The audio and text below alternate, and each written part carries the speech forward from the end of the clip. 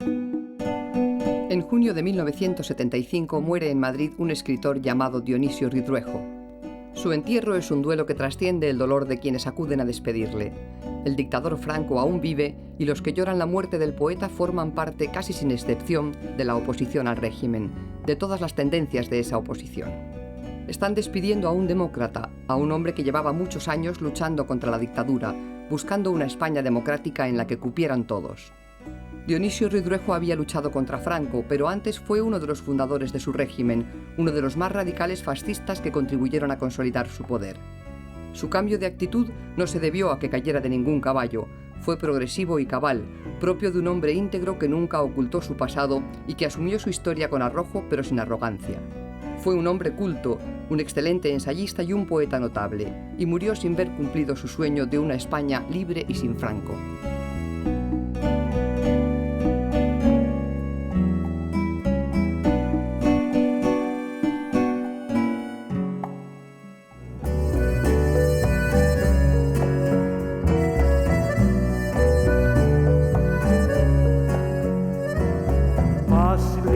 Que agua de oro es el mundo que yo no vi.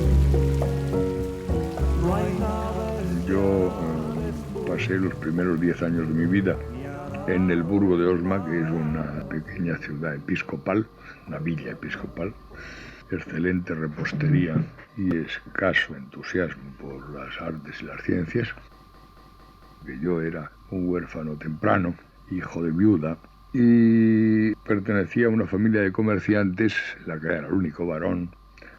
Mi primera relación con la literatura fue oral y procedía de la memoria que conservaba mi abuela del Romancero Viejo. Tras de Renan leí a Tolstoy y a Unamuno. Y entonces me fabriqué una especie de cristianismo personal a través del cual hice frente efectivamente a la primera crisis de agnosticismo juvenil. De modo que la influencia de los amigos ya pues me introduce progresivamente pues, en ideas más bien estéticas aún que sociales o políticas de la Gaceta Literaria, de las revistas de vanguardia de la época. Esto sucede en el Escorial, en cuya universidad hago la carrera de leyes. Quizá por primera vez estudiando Derecho Civil y Mercantil me di cuenta de la fuerza de la convención, la superestructura cultural de una sociedad, ¿no? De todas maneras yo le presté una atención escasa a mi carrera y decidí ante mí mismo que yo era un escritor, de lo cual no había prueba escrita fehaciente porque lo que escribía yo por aquella época era malísimo. Pero, en fin, yo no lo consideraba ni bueno ni malo, sino que es que me gustaba hacerlo, ¿no? El ambiente en el que yo vivía en el Escorial era un ambiente más bien conservador. Mis amigos habían sido por lo general enemigos de la dictadura, pero a la hora de la verdad, cuando llegó la República Española, pues resulta que eran todos de derechas. La aparición del fascismo en España se produce en relación con la vanguardia literaria y artística. Su arquitectura, sus pinturas, su vocabulario, aparece como una de las vías de la época nueva y de la época en crisis que se pueden adoptar. Esta es la situación en la que, por lo tanto, yo no tengo ningún compromiso político hasta que se funda Falange Española. Esta es Áurea, el primer gran amor del poeta Ridruejo. La conoce en 1935, cuando él tiene 23 años y su amada algunos más. En sus poemas de juventud ella será protagonista, musa y amante. Áurea es Marichu de la Mora, nieta de Antonio Maura, bella, elegante y falangista. Van a mantener una intensa relación por lo menos hasta 1942. Será también quien presente a Dionisio a José Antonio Primo de Rivera y aliente entre ellos una fuerte amistad política y literaria que se concretará, entre otras cosas, en la participación de Ridruejo en la letra del himno falangista, El Cara al Sol.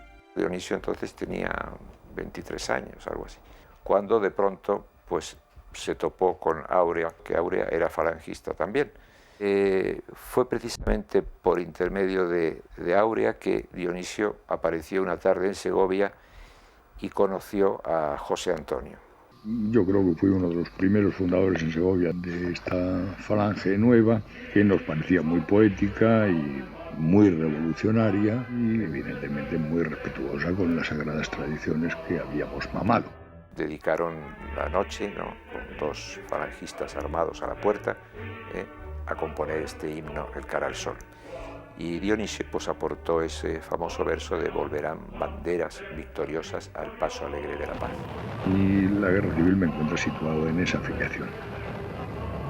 El falangismo representaba la hipótesis de dar a la guerra una versión que no era la lucha de clases. Es decir, fue el gran disfraz para presentar el movimiento nacional como un movimiento que también era revolucionario. Y ese espejismo, si lo vivimos personas que teníamos una mediana ilustración, con mucha más razón, los campesinos de Tierra de Campos o de otras regiones españolas. Desde que estalla la guerra, Ridruejo la vive como el más celebrado orador de los falangistas en los mítines y en el frente. Cuando Franco incorpora a su gobierno a su cuñado Ramón Serrano Suñer, Ridruejo es nombrado jefe nacional de propaganda, cargo en el que se desempeña con creatividad y soltura, diseña imponentes escenografías fascistas para los actos políticos y crea un servicio nacional de cinematografía que años después se llamará Nodo. En 1938, Dionisio Ridruejo convoca a un grupo de falangistas procedentes de la universidad y del ámbito literario a participar en las tareas de la propaganda.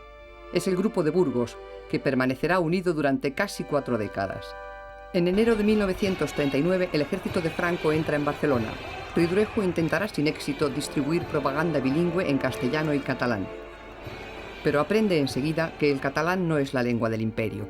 Serrano Suñer les pone en sus manos toda la propaganda del nuevo Estado en construcción. Y ellos están convencidos de que a partir de esa propaganda pueden construir Estado. Y entonces su propósito es construirlo según el modelo fascista, es decir, un Estado totalitario que reconstruye la unidad cultural de la patria con el propósito de lanzarla a una aventura universal. Bueno, ellos son Pedro Laín, Dionisio Ridruejo, Antonio Tobar, Gonzalo Torrente Ballester. Ellos se llamaban el grupo y efectivamente, y además siempre con mucha nostalgia de los días aquellos de Burgos. Burgos es el entusiasmo, la cuna del entusiasmo fascista. Desde 1937 hasta 1941 yo viví polémicamente dentro del sistema en la hipótesis de que los falangistas podríamos todavía tomar la plenitud del poder para realizar nuestro programa. Programa que hoy me parece insensato, insuficiente y desorientado, pero que entonces era para mí el programa de la revolución.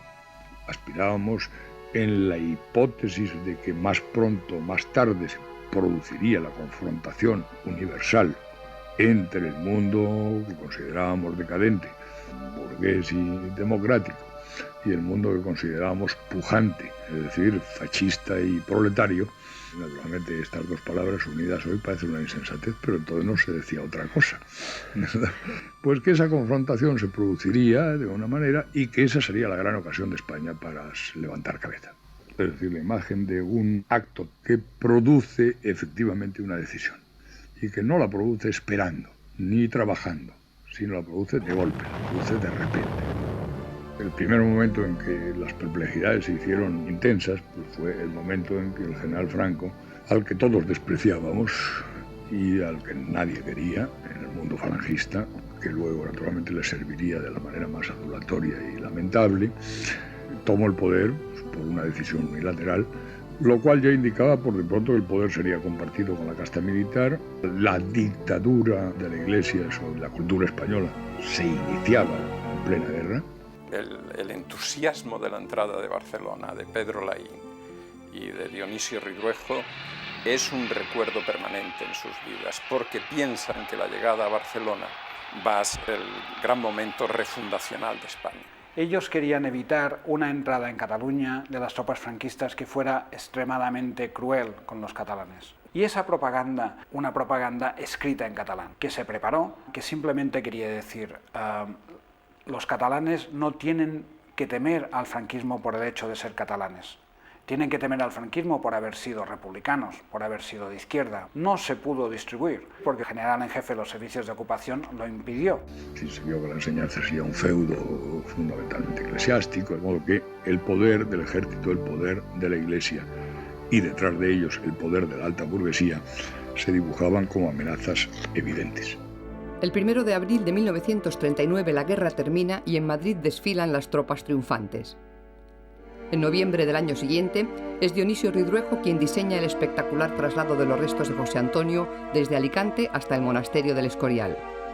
Militantes falangistas recorren los 400 kilómetros con el féretro a hombros y cuando pasan por los pueblos son recibidos brazo en alto. Franco, que mantuvo en secreto durante 2 años que José Antonio había sido fusilado por los republicanos para evitar que se creara un mito, les devuelve ahora confiado a los falangistas un cadáver. En el momento en que hablo, en el 41, había dejado las funciones de la propaganda que no me gustaban. Me había puesto a hacer la revista Escorial con Pedro Laín, revista que hizo un modesto trabajo de recuperación o reagrupación de los efectivos intelectuales del país, en fin, sin discriminación de origen. Viene a caer hacia 1941. Yo ya había dejado la dirección. Yo había sido antes consejero nacional, miembro de la Junta Política de Falange, director general de propaganda. El Estado está en manos de católicos y en manos de militares, y el partido, la Falange, tiene solo una parcela. Pretenden presionar para ampliar la parcela y ahí es donde los militares y los clérigos les ponen una barrera. No están porque todo el poder quede en manos del partido. Y entonces yo me marché a Rusia, a la División Azul. Y marché por 3 razones fundamentalmente. En primer término, por esta cosa muy española del decoro personal. Pues ahora voy a hacer una guerra. No digan que es que yo he hecho poca guerra porque no me atrevo a hacer guerras. Yo hago las guerras que hagan falta, vamos. Bueno, en segundo término, porque yo quería alejarme. Es decir, yo fui allí con mucha conciencia crítica. Yo fui, en cierto modo, a tomar distancia y en alguna medida, pues a pagar mi cuenta. En todo caso, podíamos retomar allí una forma de autoridad que nos permitiese el golpe de Estado, vamos, en último término, ni liquidar a Franco, vamos a liquidar el franquismo. Bueno, entonces yo viví allí un año a 37 bajo cero. Efectivamente tuve muchísimas oportunidades de no volver, había adelgazado mucho, y cuando me repuse un poco, pues le escribí una carta al general Franco diciendo que yo, con lo que había resultado de la guerra civil, no tenía nada que ver. Y con él tampoco, por lo tanto me daba de baja como miembro del partido y renunciaba a todos mis cargos. Y aquí paces por gloria. Esto sucedía en los últimos días de julio de 1942. Este es en concreto el momento del desenganche. Dionisio Ridruejo entiende que ha sido derrotado, entiende que fracasa, y le escribe una carta célebre a Franco. Todo parece indicar que el régimen se hunde como empresa, aunque se sostenga como tinglado, que bien escrito además. Un día podría producirse el derribo con toda sencillez. Entonces los falangistas caeríamos envueltos entre los escombros de una política que no ha sido la nuestra. ¿Piensa vuestra excelencia qué desgracia mayor podría yo tener, por ejemplo, que la de ser fusilado en el mismo muro que el general Varela, el coronel Galarza, don Esteban Bilbao y el señor Ibáñez Martín? No se trata de no morir, pero por Dios, no morir confundido con lo que se detesta. Quiero decir que yo en el régimen tenía una vida cómoda y hasta muy prometedora. En la medida en que yo pues era una persona que le era muy simpático al general Franco, me permitía impertinencias evidentes, toleradas, por razones pues, de simpatía, quizá probablemente pues, de valoración de la poca importancia que yo tenía, etcétera, etcétera. Decirle a Franco la desgracia que sería ser fusilado por culpa de usted junto a estas gentes. El reproche de Dionisio Ridruejo a Franco es sustancialmente que no ha puesto todo el poder en manos de Falange. Yo creo que Franco no le quitó del medio porque no podía quitarle del medio fácilmente. Era todavía uno de los símbolos de Falange, era un hombre que había sido el jefe de propaganda del gobierno de Burgos con 24 años, era el hombre que estaba en las fotos con Yao entrando en Barcelona, era el hombre que era uno de los autores del Cara al Sol, y entonces decidió la otra opción, o sea, impedir que se ganen la vida. Con lo cual les amarga la vida y una de dos, o les echa, o se van del país, o si tienen narices como las tenía Dionisio, y tenía muchas. Yo he visto pocas personas con un balón tan absolutamente sereno y sin agresión al prójimo para aguantar. Pues aguantaban, pero mal vivían, claro. Entonces Franco despide a Serrano Suñer y con Serrano Suñer todo el grupo se deshace y cae.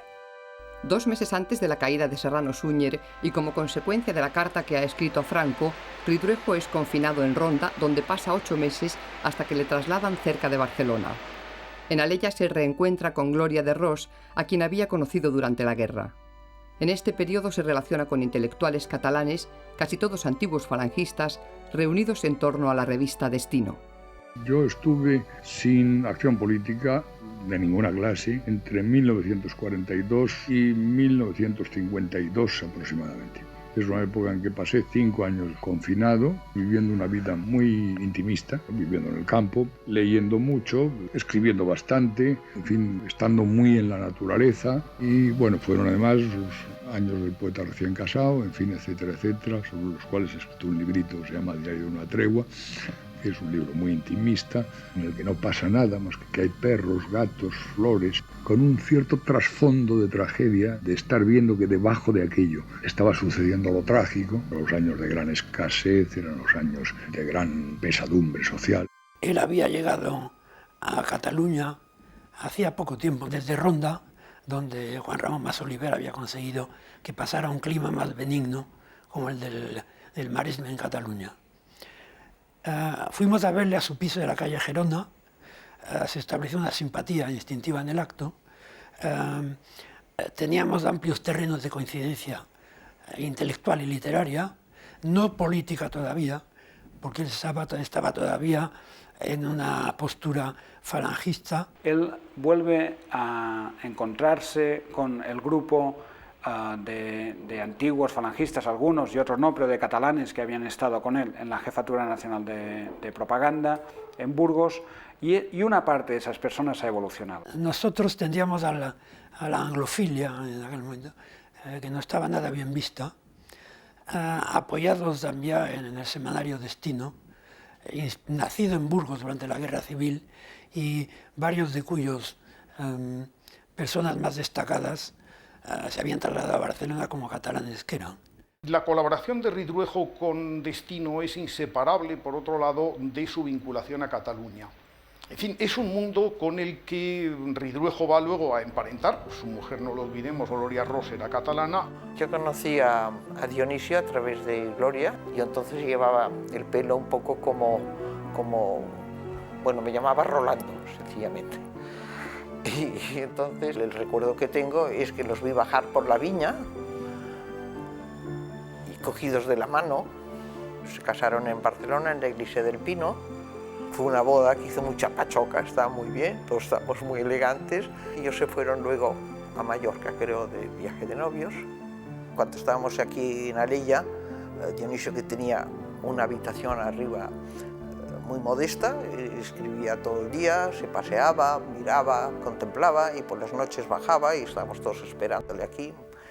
Y mi madre siempre decía que viene Dionisio, oye tú, levántate, déjale sitio. Quiero decir que hacía formar a la gente cuando llegaba Dionisio, porque mamá acabó queriéndolo muchísimo.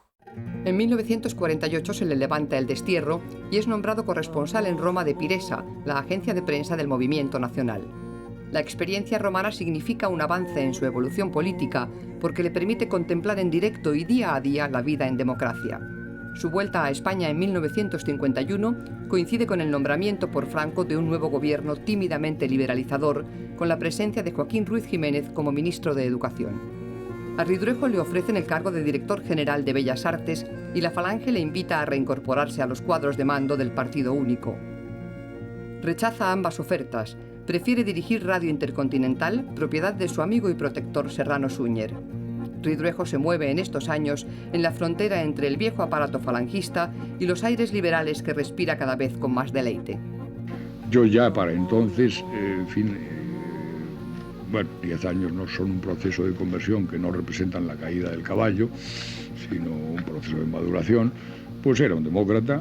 Juan Ramón Masoliver, que reencuentra en Italia, en Roma, cuando ambos son corresponsales de prensa, me comentaba a mí de lo absolutamente sorprendido que estaba Dionisio a finales de los 40 en aquella Roma, donde comunistas, socialistas, demócratas cristianos, etcétera, compartían mesa, compartían bromas, compartían vida.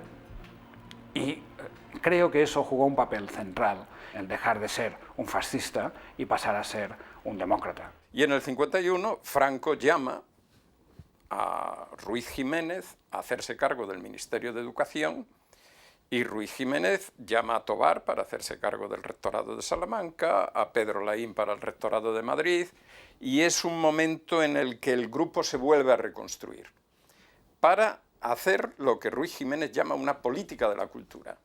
Dionisio, a medida que él iba abriéndose hacia fórmulas democráticas totalmente representativas, Ramón Serrano las iba admitiendo también. Podías ver la ósmosis, cómo se trasladaba de un cerebro a otro. Él vino mucho más abierto en ese aspecto. Toda aquella retórica de la revolución pendiente, de José Antonio Vivo, de la unidad que no ha sido reconstruida, todo eso sigue formando parte del discurso. Dionisio Ridruejo, en 1952 y 53, vuelve a insistir en que el programa que ellos habían intentado poner en práctica no se ha realizado y que esta es la hora de volver otra vez a intentarlo. Eso les lleva a entrar en contacto con las nuevas generaciones, porque hay otra nueva generación ya en la universidad, les lleva a organizar congresos, les lleva a revitalizar culturalmente el país. Conocí a Dionisio Ridruejo en 1955 con motivo de la conferencia que pronunció en el Ateneo barcelonés, organizada por la Hermandad de Antiguos Combatientes de la División Azul. Que se llamaba Sobre el envilecimiento de la vida civil en España. La conclusión de aquel análisis era que hay que movilizar la opinión pública, en fin, no se puede operar más que de abajo arriba. Esta situación está podrida sin remedio, no tiene más solución que un movimiento popular enérgico, en fin, y con paciencia y con esfuerzo hay que crearlo. Efectivamente, aunque habló muy poco de la División Azul, habló de la situación española. Naturalmente, como esa tesis se pronunciaba delante de las autoridades presentes y todo esto, pues hubo una denuncia, se produjo un primer conato de proceso que no trajo consecuencias. Los contactos de Ridruejo con los universitarios desembocan en unas protestas ante las que los estudiantes falangistas reaccionan con violencia. Una bala perdida hiere a un joven fascista y la prensa oficial monta en cólera. Ridruejo es detenido junto a varios estudiantes, algunos de ellos comunistas. Él no sabe que lo son.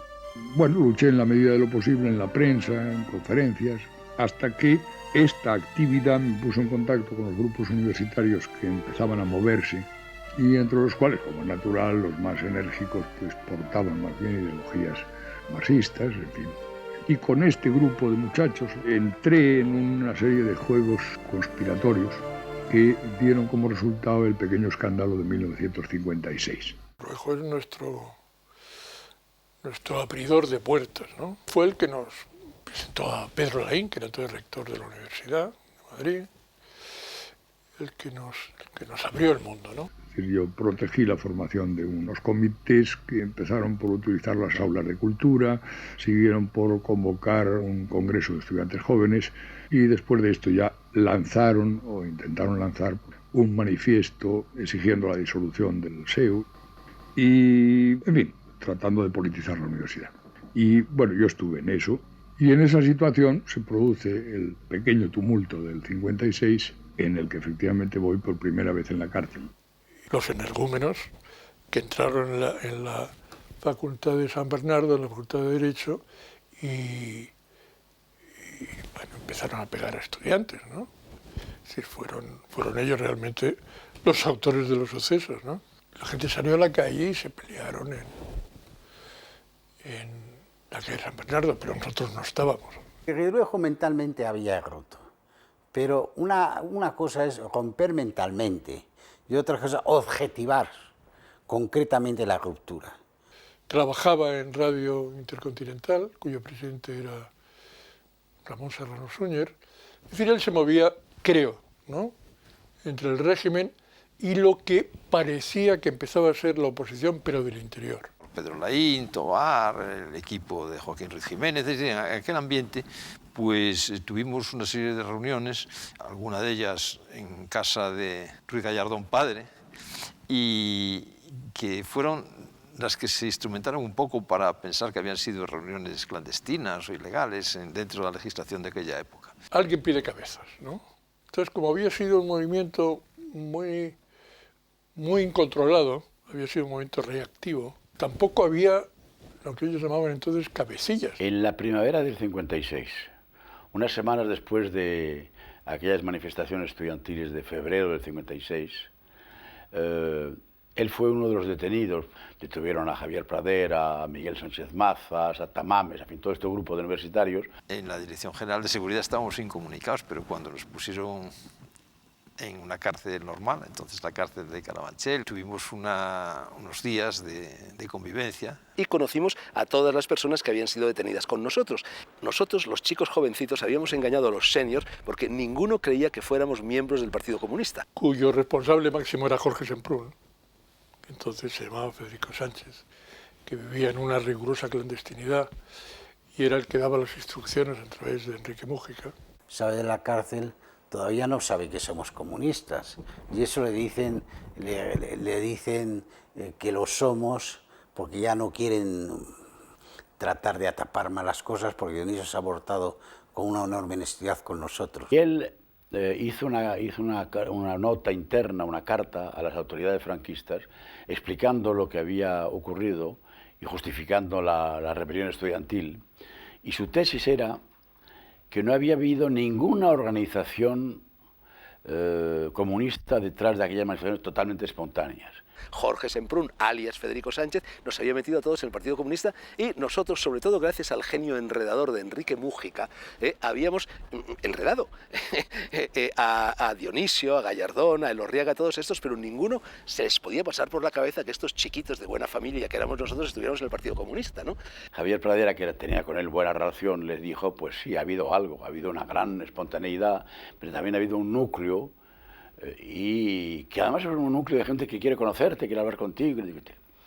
Y Dionisio, tras pensarlo un poco, supongo, aceptó una entrevista con Federico Sánchez. Bueno, no asustado, pero un poco presionado, ¿no?, de que le propusiese esa cita. Pero Ridruejo era un tipo muy valeroso, era un tipo con mucho coraje personal, ¿no? Sabe que viene a hablar con un militante clandestino que representa y que tiene autorización y autoridad para hablar en nombre del Partido Comunista, lo sabe. Por eso viene nervioso y viene un poco inquieto y a la vez curioso, ¿no? Y la primera entrevista fue estupenda. Sí, fue precursor del encuentro entre Carrillo y Suárez en abril del año 77. Él no es un marxista, ni mucho menos, ni quiere serlo, pero permite esa apertura. Y es un hombre fundamental en ese momento, Dionisio Ridruejo. Recuerdo que con Dionisio, con todos ellos, nosotros sobre todo los jovencitos, al estar en Carabanchel nos mirábamos sorprendidos los unos a los otros, porque claro, provocamos la primera crisis seria del régimen de Franco, se acuarteló el ejército, cayeron 2 ministros, hubo una crisis profundísima en todas las estructuras del régimen y nos mirábamos sorprendidos los unos a los otros porque todo aquello había sido, no sé, una conspiración de juventud, casi tomando chatos de vino y jugando al mus en las tabernas cercanas a la universidad y de repente nos encontrábamos incorporados a la historia universal. Dionisio fue el fulcro de toda una generación, personaje importantísimo para todos nosotros. Se les escapa el control de esa política de la cultura porque la nueva generación no quiere saber nada de ese propósito fascista. Y es personalmente Franco el que despide a Ruiz Jiménez y el que provoca la salida de los rectorados del grupo, de Tobar, de Ruiz Jiménez, etc. Fueron eliminados de sus cargos inmediatamente después de aquellos acontecimientos estudiantiles y parecía claro que ya una perspectiva de cambio desde el interior era altamente improbable. El paso último que da Dionisio de Ruptura es fundar un partido que él llamó Partido Social de Acción Democrática. Y pasa a la oposición, y en la oposición aprende un nuevo lenguaje, que es el lenguaje de la democracia, del liberalismo, del respeto al contrario, de aceptar al adversario en lo que es, de coalición, de negociación. Esta ruptura oficial con el régimen le hacía una persona non grata en muchísimos campos y sobre todo le llevó directamente a la cárcel. ¿Por qué lo hice? Pues no era que fuese mala conciencia, ni buena ni vamos, tenía conciencia clara, tenía la conciencia de haber participado en una usurpación de la soberanía nacional a favor de una oligarquía absolutamente abominable. Y como tenía esa conciencia, me sentía en la obligación de trabajar para que las cosas se pusieran de otra manera y fueran por otro camino. En realidad en eso ha consistido el resto de mi proceso personal. Había sido víctima de un triple espejismo. El paso al Río de la Paz se transformó en una guerra civil. La revolución pendiente supuso el triunfo de la oligarquía más reaccionaria.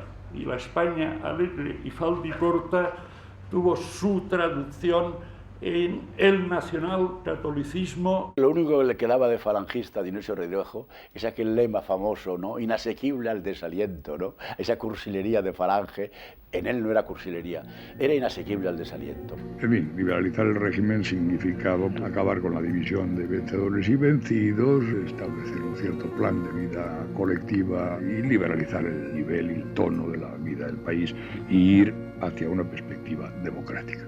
Fue un hombre que luchó denodadamente porque España fuera un régimen fascista y tuvo el coraje de dimitir y de enfrentarse por ello, pero también fue el hombre que en un momento determinado fue capaz de romper radicalmente con el régimen y ayudar de una manera primordial a vertebrar la primera oposición democrática de España. Había una contradicción inmanente estética en Dionisio que ni él mismo se dio cuenta de que existía, que era la estética fascista.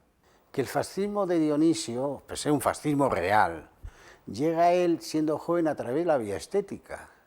Y es curioso en España que eso no es una peroguillada. Por ahí hay escritores importantes, grandes prosistas, importantes poetas, que llegan al fascismo a través de la vía estética. No se trata del nazismo alemán, se trata del fascismo italiano. Él no pasó del fascismo a la revolución. Él pasó del fascismo a un recto entendimiento de lo que él creía que era el futuro de España, que era la integración en Europa y la democracia liberal. Pero ojo, en ese momento es una figura, como diría yo, clave, típica, representante. Fíjate, ¿cómo inventar una mejor reconciliación que un antiguo dirigente falangista, uno de los autores de la letra del himno de la Falange, un antiguo voluntario de la División Azul, que está en una posición de lucha democrática, muy firme? Yo creo que esto es lo más importante de la obra de Dionisio, el hecho de haber abierto España a la democracia, rompiendo el falso dilema franquismo-comunismo.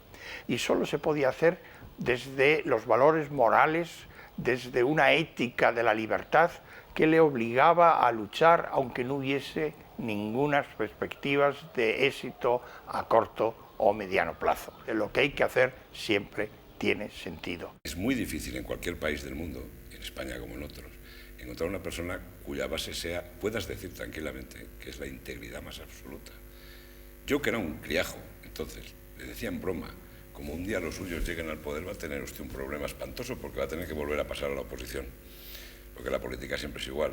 Usted se ha opuesto a la República, después se ha opuesto a los que han ganado con usted y después se opondrá a los que salgan con usted, a no ser que le nombren presidente de las Cortes y sea neutro. Yo le tomaba el pelo con esas cosas. Él creyó de buena fe que se podía llegar a través de la famosa Revolución Nacional Sindicalista a una sociedad más justa. Él hablaba en última instancia que su deseo era socializar la riqueza, pero que esto de alguna forma iba a ser un proceso lento, lentísimo, democrático. Esa es la gran virtud de Ridruejo, era esa. No ocultar nunca su pasado para presentarse como un demócrata de toda la vida. Criticarlo, asumirlo y estar donde tenía que estar. Para mí es un personaje muy emocionante y muy interesante. Él demostró que se podía cambiar de manera de pensar, que se podía cambiar de manera de ser, y que se podía mejorar, ¿verdad?, personalmente. La lección que él escribe escrito en España es importantísima. Para que una persona sea íntegra no quiere decir que tenga que ser un poste que no cambie. Es una persona que siempre está de acuerdo consigo misma. Es tan sumamente íntegro que cambia según va pensando lo que piensa. Ridruejo pasa definitivamente a la política clandestina, aunque él no se esconde. Pero ya sabe que no es posible cambiar el régimen de Franco desde dentro. Desde 1956 hasta su muerte, sufre una decena de detenciones y más de 20 procesos. Pasa años en libertad condicional, con el teléfono intervenido, con la policía siempre a la puerta de su casa, amenazado por frecuentes embargos judiciales que le privan del sustento diario. Convertido, según sus palabras, en un acosado tenebroso. De vez en cuando venía a Barcelona, naturalmente descubrí que venía un poco a conspirar. Yo le acompañaba con mis 600 que tenía entonces, nunca me decía quién iba a ver, y era gente pues comunistas o de la CNT o que habían sido, que eran de ideas así, de partidos extremistas y tal. Que no hubiese unas revanchas luego, en fin, que la gente se entendiese, que esta siempre fue su obsesión. La policía yo nunca la vi subir, yo nunca, porque él siempre bajaba. Pero cuando a él le interesaba se marchaba y no se enteraban, porque normalmente cogía el señor Laín, que era muy alto, y otro que también eran altos, y ponían el coche al lado de la puerta, y cuando se daban cuenta, él se iba detrás, se tumbaba en el coche y se marchaba, y cuando volvía se enteraban que había salido. Eso también lo había hecho más de una vez. Su conciencia debía de ser que era una carga para nosotros tener una persona que estaba a punto de caer en la cárcel o de que le matasen o que entrasen, porque entraba la policía en su casa en Ibiza 33. A detener a mi padre, vamos, sin más, o sencillamente presencio como tenemos que evacuar a algunos útiles o cuadros a otro lugar para que no entren en la tasación de un embargo, para pagar la multa que tiene que pagar para no ir a la cárcel. Todas estas cosas él, claro que debía de pasar un mal rato, como lo pasaba a mi hermana. Cuando el contubernio de Múnich, por ejemplo, y yo recuerdo que un compañero de clase, supongo que más adoctrinado por su familia de lo que estaba yo por la mía, pues mencionó algo de la sarta de traidores, en fin, que habían participado en esta historia contra el régimen de Franco y de España. En la primavera de 1962 se produce en España la primera huelga que consigue doblegar a la dictadura, la de la minería asturiana. El 62 es un año clave en la resistencia antifranquista, que trasciende otra vez las fronteras cuando en junio se convoca la reunión del movimiento europeo en Múnich, en la que por primera vez se encuentran los opositores a Franco del exilio y del interior. Ridruejo, que ha colaborado para conciliar posturas tan encontradas como la del socialista Rodolfo Llopis, la del liberal Salvador de Madariaga, la del derechista Gil Robles o la de los monárquicos partidarios de don Juan de Borbón, pasa los Pirineos escondido en el maletero de un automóvil. El Congreso de Múnich se cierra con unas conclusiones pactadas por todos en las que se exige a Franco medidas democráticas. La prensa del régimen reacciona con un iracundo despliegue propagandístico. Cuando los congresistas intentan volver a España, Franco les da a elegir entre el exilio y el confinamiento en las Canarias. Tratan por todos los medios de desacreditarnos en el exterior.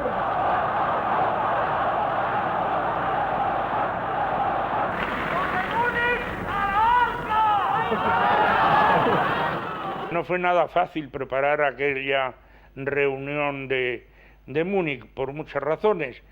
Pues era la primera vez después de la guerra civil que muchos de aquellos hombres que habían estado luchando en bandos distintos, pues que se veían, había como una especie de muro de incomprensión, y todo aquello se fue venciendo, y en esa labor de intentar esa reconciliación fue crucial la participación y la actitud de Dionisio. Ridruejo, que ha estado en la cocina de las dos crisis más graves de la dictadura de Franco, la del 56 y la de Múnich, escoge quedarse en París y durante algo más de un año y medio se convierte en el exiliado español más notorio. Un exfascista se rebela contra Franco, dice la prensa internacional, del hombre que se ha atrevido a condenar el asesinato del comunista Julián Grimau. Y ya pues me encuentro con que en las Navidades pues hay que ir a ver a papá a París. En el verano pues nos volvíamos a ver. Entonces cruzábamos la frontera, llegábamos a Collioure, estábamos con él. Yo recuerdo que fuimos a la tumba de Antonio Machado, íbamos a la playa, en fin, hacíamos vida de familia. A la vuelta, yo recuerdo con un cierto horror que mi padre se montaba en el tren con nosotros. Entonces el tren enfilaba hacia España y yo, claro, yo le decía a mi padre, oye, tú no tendrías que estar en este tren, o sea, te tendrás que bajarte, ¿no? En algún momento, o sea, es que me aterrorizaba un poco la idea de que nos aproximamos a la frontera y que le iban a pillar. Y bueno, al final, claro, se bajaba en el apeadero antes de cruzar a la parte española y nos despedíamos y tal, y ya me quedaba bastante más tranquilo. Pero decide volver, a cualquier precio. Cuando llega a Madrid es detenido. El general de Gaulle interviene y Franco acaba por dejarlo libre. Claro, su máxima ilusión era volver. Recuerdo que había pasado sin pasaporte y por consiguiente no podía volver por los medios normales. Pues optó por volver como se había ido y consiguió llegar hasta San Sebastián. Y lo pillaron y lo metieron a punta de pistola en un coche y así se lo llevaron con la pistola, que yo sepa, en las costillas, de vuelta a Francia. Y como él después, a las 20 horas o algo así, volvió a insistir. Volvió a pasar la frontera, esta vez por Irún. Se presenta en casa, que eso siempre me ha dejado verdaderamente perplejo. Y le mandó una carta al director general de seguridad para que no tenga usted noticias por otros medios. Explicándole cómo y por dónde había entrado en España de una manera supuestamente ilegal. Le quiero decir que he venido aquí, que estoy aquí y que no me pienso marchar. Y que si me vuelven ustedes a expulsar, volveré a entrar. Él no renunciaba a su derecho a ser español y a vivir en su país. Naturalmente, al día siguiente fue detenido. Esa es la historia del regreso de Dionisio de su exilio de París. Y me contó que un proyecto que había traído él de París era el de hacer una revista de, digamos, oposición al franquismo y que podía ser una de las cuestiones en las que yo le echara una mano. Entonces así fue como yo tuve conocimiento de que empezaba a existir Mañana, la revista que se hacía aquí y que con algún artículo de allí hacía Gorkin en París. Ridruejo vuelve a retomar la idea de hacer un partido, funda la UCD. Ridruejo también tenía un tinglao en la calle San Lucas, que era una pequeña editorial. Que se creó en el año 65, sede, y que era el punto de reunión de la gente de su grupo. Estaba Laín, estaba Tobar, estaba Marías, estaba Juan Benet, que era muy amigo suyo. Él tenía, por una parte, esa actividad legalizada y una ya ilegal, que era en la UCD. Era la famosa época en que a 2x3 había una liberalización del régimen. Entonces Dionisio tenía la costumbre, que a sus amigos a veces nos inquietaba un poco, de cada vez que hablaban de liberalización, probarla hasta el límite. O sea, hasta que le detenían, vamos. Y entonces decía, ¿ves cómo no? O sea, yo le he visto a Dionisio escribir un artículo en Mañana sin firmar y le han llamado del Tribunal de Orden Público y yo he ido con él y le han preguntado, ¿este artículo es suyo? Y decir, sí. Yo le decía luego, ¿pero qué necesidad tiene usted de decir que es suyo? Primero, es una revista clandestina. ¿La habrán pillado o no la habrán pillado? Segundo, el estilo obviamente es suyo, pues usted no lo ha firmado. Porque, no, pero es que así es como se comprueba. Sí. Entendámonos, si la vocación política es conciencia civil activa, es decir, conciencia de solidaridad con mi país y con sus problemas, la tengo fuertísima. Vamos, la tengo indeclinable. Cada vez que he querido hacer abstracción de ella, me he convencido a mí mismo de que no podía. Y ni las situaciones de inseguridad personal, ni las situaciones de pobreza, ni las situaciones de persecución, ni mucho menos, claro, ni la tirada de mi vocación más verdadera, que es la de escribir libros, han podido disipar eso. Eso ha resistido a todas las pruebas y a todas las exhortaciones del sentido común. Ni su obra literaria disipó su acción política, ni su conciencia política está ausente de su literatura. En algunos de los mejores textos de Ridruejo, la política se percibe como una vibración latente y fructífera. En los ensayos, en las memorias y con más sutileza en la poesía. En su poema Umbral de la madurez, de su libro Elegías, escrito con las primeras decepciones de un joven fascista, dice: «El desencanto es diáfano, la humildad es tu curso. El tiempo de la paz y de los goces, pero no de los mitos. No clames tu experiencia. Es tiempo de silencio y de destreza piadosa». A principios de los 50 ve la luz el proyecto Revista, en el que Ridruejo revoluciona la escena periodística reivindicando a Ortega y Gasset y la pintura de Picasso y Dalí. Revista es una publicación de contenido político, plural y abierta.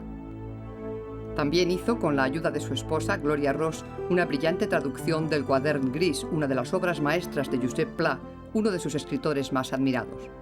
Para hacer una guía de Castilla viajó con un joven ingeniero, Juan Benet, luego novelista de culto, que le explicaba la geología de los terrenos que pisaban. Dionisio consiguió años después que Josep Vergés publicara en Destino una de las obras clave de Benet, Volverás a región. Es un poeta que también encarna muy bien en un momento determinado esa vuelta hacia lo humano, hacia lo íntimo, hacia lo familiar, hacia la naturaleza. Pero luego hay un Ridruejo escritor de ensayos, de vocaciones, que es espléndido. Y no quisiera olvidar tampoco al Ridruejo que escribió una guía de Castilla la Vieja, que es absolutamente ejemplar, dentro de esa peculiar literatura de guías de viaje, ilustrada por tantos escritores importantes, Pío Baroja uno de ellos, ¿no? Y quería hacer una guía que no se pareciera en nada a una guía, que fuera una guía histórica, artística, en fin, con mucho más contenido que una guía normal. En la última década de su vida, Dionisio Ridruejo combina la acción política con los viajes para actuar como profesor de literatura española en Estados Unidos y dar recitales poéticos en América y Europa. En 1974 funda la Unión Social Democrática Española, USDE, un nuevo partido que aglutina a muchos exmilitantes del Partido Social de Acción Democrática que colaborará en la transición a la democracia antes y después de la desaparición de Franco. También ha de viajar para intentar encontrar cura a sus problemas cardíacos, aunque finalmente decidirá someterse a un cateterismo en una clínica de Madrid. Un mes antes de la operación, tras la presentación del segundo tomo de la Guía de Castilla la Vieja, sus amigos se reunieron con él en un acto público. Quieren, entre todos, pues es hacerle un homenaje en el Hotel Mindanao por todo lo que él había sido, por todo lo que él había dado, lo que él había aportado, y fue un homenaje realmente enternecedor en el sentido de que Dionisio se le veía que estaba mal, no solamente mal, sino muy mal, pero él no quiso dejar de hablar, de decir con ese temple y ese genio que tenía y esa inspiración que tenía, lo que tenía que decir, pero todos salimos de allí pues un poco entristecidos porque vimos que efectivamente aquel hombre que había sido para todos pues un poco el padre espiritual de esa democracia, aquel hombre se iba. Una visión del país para 1990. Bueno, esto está demasiado lejos. Bueno, primero, de aquí al 76, pongamos al 77, se ha producido inevitablemente, en fin, físicamente la crisis. Pero todo el mundo empieza a creer que este es inmortal, pero yo creo que no, que es mortal como todos y que tiene 82 años y que vamos a los 85 no tiene por qué llegar, vamos, que sería una desvergüenza excesiva, vamos. No, incluso para un hombre tan desvergonzado como él es excesivo, ¿no? El año 74, que es un vídeo que yo hice, que está aquí en el jardín, y con la familia, luego también con Eva, fue la ilusión de él tener a Eva, que adoraba a esa niña, que se murió cuando la niña tenía 5 años, y Eva era una monada una preciosidad de criatura, y él estaba embobado y le hizo mucha ilusión. Y mi hermana le ayudó muchísimo en todos sus problemas, se ayudaron todos mutuamente y la verdad es que fueron una familia muy feliz, esto por descontado, porque mi hermana muy feliz con Dionisio, pero naturalmente pasó muy malas temporadas con todos los encarcelamientos, con todas estas penurias económicas, con los amigos que algunos le dieron el esquinazo. Y mi hermana le cogió una depresión enorme, porque las cosas iban cada vez peor en un sentido, es que él iba perdiendo mucho la salud. Cuando me enteré que mi padre había muerto, fue para mí algo absolutamente sorprendente, o sea, no me lo podía creer. O sea, parecía que había superado un cateterismo, una primera fase para luego un bypass de coronarias, que parecía que era algo en aquella época perfectamente solucionable, ¿no? Yo de hecho no estaba en Madrid, esa noche mi padre ya había pasado esta primera prueba y estaba en el hospital con mi madre, yo estaba afuera y a la mañana siguiente pues me vino a buscar un primo mío y me dijo vamos para Madrid que tu padre está muy mal. Y en el coche, pues, camino del hospital, pues me dijeron que había fallecido. Yo, la verdad es que en ese momento no me lo podía no me lo podía creer, o sea, es que no me lo podía creer y esa sensación me ha durado muchísimos años. Es decir, yo he echado tanto de menos a mi padre. Era una persona tan próxima, era una persona con la que uno tenía la sensación cuando hablaba de que te escuchaba, que sabía lo que quería entender lo que tú le estabas diciendo y que tenía respuestas que darte y sobre todo estupendas preguntas que hacerte.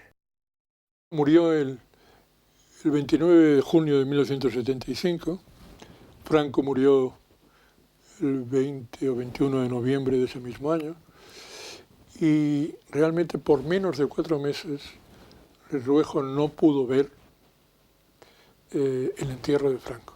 Nunca le oí decir que se muera el enano, aquellas cosas que se decían antes que yo, ¿no? Sentí en aquel momento una indignación tan grande, esa indignación que siente uno cuando las cosas de verdad se van al garete, ¿no? O sea, y nada sale como uno cree que alguien merece que salgan. Es decir, que Franco estuviera vivo y que mi padre se hubiera muerto, me parecía cuanto menos de una injusticia cósmica. La rabia de tener que enterrar a Dionisio Ridruejo cuando ya todos sabíamos que la tierra que él se había prometido la tenía al alcance de la mano. El mundo que yo no vi, lo pensé como cosa extraña, como arca de maravilla, ay de mi vida.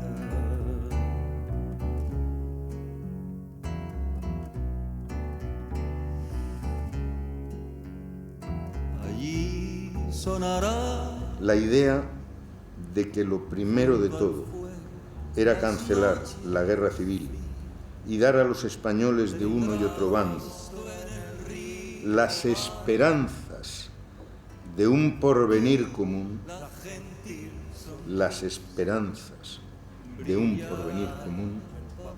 se me imponía como un deber capaz de justificar, si se alcanzaba, toda mi vida. Ay de mi vida.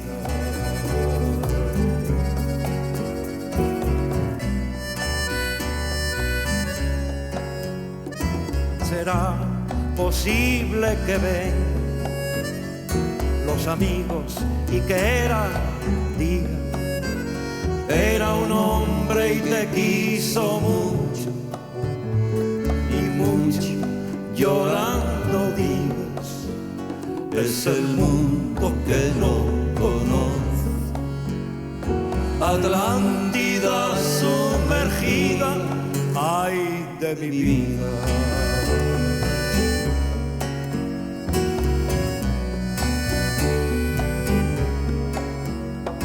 Ese mundo no es el mío, es el tuyo, el que en tus pupilas